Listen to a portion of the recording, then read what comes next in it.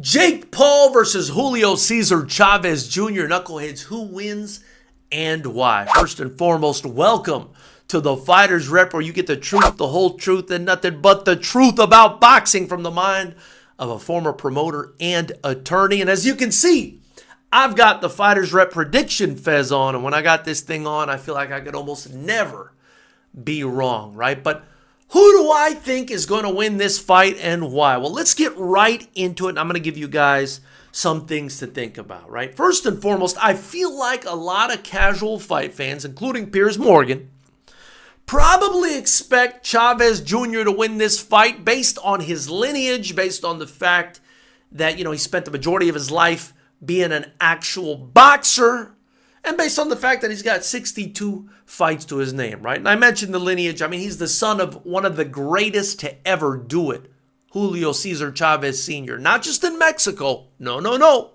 One of the greatest to ever do it, period, right? Let's get that out of the way, too. I'm tired of hearing just about him being great from Mexico. No, he's an all-time great. That being said, people are going to look at that and they're going to say, well, Jake Paul's a YouTube nerd from Disneyland. He's not going to beat this guy. But when we look a little bit deeper, things are not always as they seem, right? First and foremost, Chavez Jr. was a champion in the middleweight division, and that was back in 2011/2012. He has not been in his prime since back then, 13 or 14 years ago, knuckleheads. Also, this fight is at cruiserweight. Both fighters have allegedly made the cruiserweight limit for the weigh-in. And this fight is at cruiserweight, which is going to favor the bigger man in Jake Paul, who is an inch taller than Julio Cesar Chavez Jr., and also has a 3-inch reach advantage and has been fighting at a heavier weight, right? So this definitely is going to favor Jake Paul. The other thing I want you guys to think about, right, is the age difference. Jake Paul is 11 years younger, knuckleheads, than the 39-year-old Julio Cesar Chavez Jr. I can't believe the guy's 39. He doesn't look it, but he is, and he's got 62 fights to his name. That's a whole lot of mileage. You're not buying that jalopy off the lot.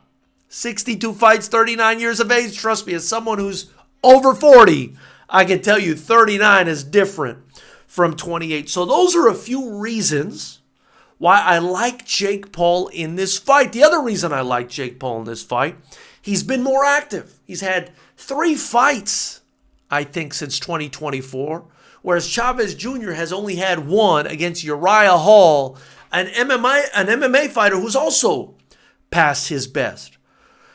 And there was also a common opponent, speaking of MMA, in Anderson Silva, who beat Chavez a year before he lost to Jake Paul, right? So that tells you, that common opponent, and the math doesn't always math in boxing, but it tells you that Paul was probably in better condition than Chavez Jr. was, especially considering the fact that Silva was also a very old guy at the time he fought both of these guys, right? Big props to Silva. So those are a lot of reasons why I like Jake Paul in this fight, and I think he's going to win. Now, I think Jake Paul is not going to win by decision.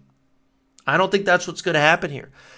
I think there's a very good chance that the referee is either going to stop the fight, right?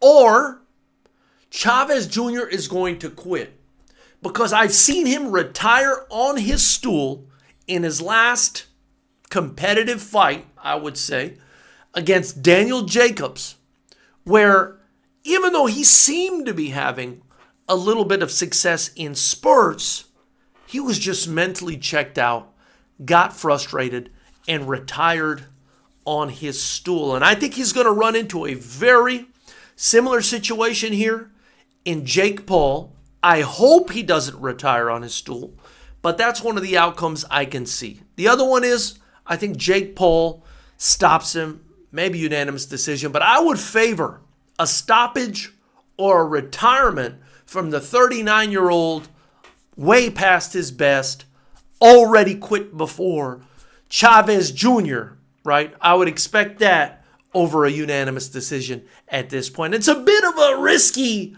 prediction, right? I'll admit it's a bit of a risky prediction, but it's my prediction nonetheless for this fight, for a guy who I think is way past his best, despite the fact that he dedicated his entire life to being a boxer. So that's what I think. Tell me who you think wins this fight in the comment section below. After you do that, like this video, subscribe to the channel, and join the channel to help me grow. Also, get your Fighters Rep merchandise in the link below to help me grow. The more you guys donate and help out, the more I'll be able to do on this channel, and the more we'll be getting together as the greatest boxing fraternity of all time at Fighters Rep. I look forward to hearing what you guys have to say about this one, because even though it's a bit of a gimmicky fight, I am very excited about this fight, only because I'm curious to see what Jake Paul does next and how he looks against a former champ. Subscribe and join the Fighters Rep. It'll be the best thing you ever did, knucklehead. Knucklehead.